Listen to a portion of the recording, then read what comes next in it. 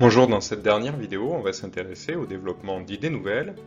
En effet, les changements économiques et sociaux qui ont lieu au XIXe siècle en Europe entraînent un bouleversement de la façon de penser le monde, et de nouveaux problèmes émergent.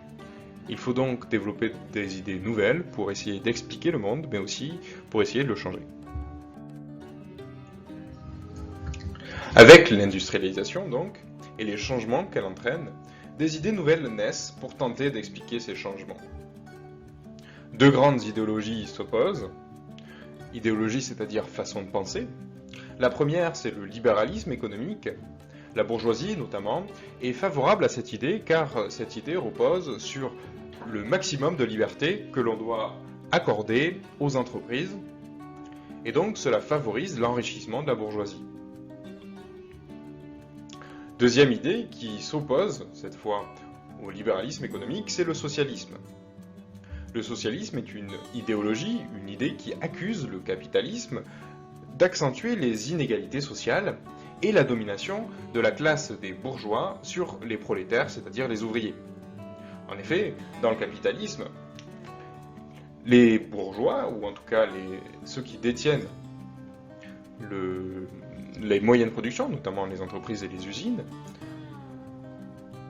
dominent, en quelque sorte, économiquement au moins, les ouvriers. Et pour Marx, cette situation n'est pas acceptable.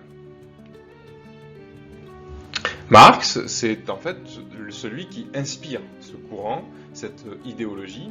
Marx, lui, est favorable à une révolution des ouvriers pour renverser le système capitaliste. Autre idée qui se développe, et notamment parce que les États deviennent de plus en plus puissants et ont une influence de plus en plus importante, que les idées aussi se diffusent de façon plus importante, c'est le nationalisme. Au XIXe siècle, certains peuples vivent sous la domination d'autres États. Ou alors, ils sont dispersés dans différents royaumes. C'est le cas par exemple de l'Allemagne ou de l'Italie, qui ne sont pas pays unifiés, mais qui sont, au XIXe siècle, simplement des expressions géographiques.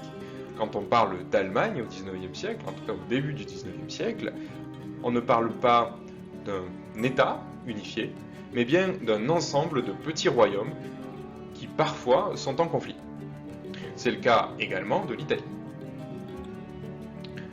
Les Italiens ou les Allemands souhaitent donc constituer un État-nation, c'est-à-dire en fait de faire concorder l'élite de leur État avec une identité nationale qui peut être basée par exemple sur l'appartenance à une même culture ou la pratique d'une même langue.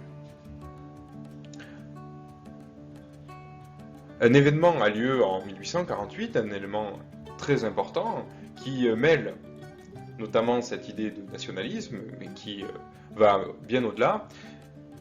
Ces différentes idéologies, donc, que sont notamment le socialisme et le nationalisme, se développent et jouent un rôle dans la vague de révolution qui touche l'Europe à partir de la révolution de 1848 en France. Une première révolution éclate et elle se diffuse dans l'Europe entière.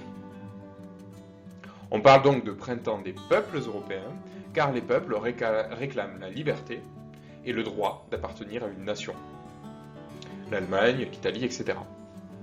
Cependant, le printemps des peuples est globalement un échec, car les monarques, les rois, rétablissent l'ordre et écrasent ces révoltes, souvent par la violence. Il faudra attendre, par exemple, la fin du XIXe siècle, notamment avec l'unification de l'Allemagne en 1870, pour que ces aspirations nationalistes, pour que le printemps des peuples, en quelque sorte, aboutisse. Finalement, il faut retenir que des idées nouvelles apparaissent, le libéralisme, le socialisme qui s'y oppose, le nationalisme également, et que ces courants d'idées ont une influence très forte, concrète, notamment dans l'épisode de 1848 et du printemps des peuples.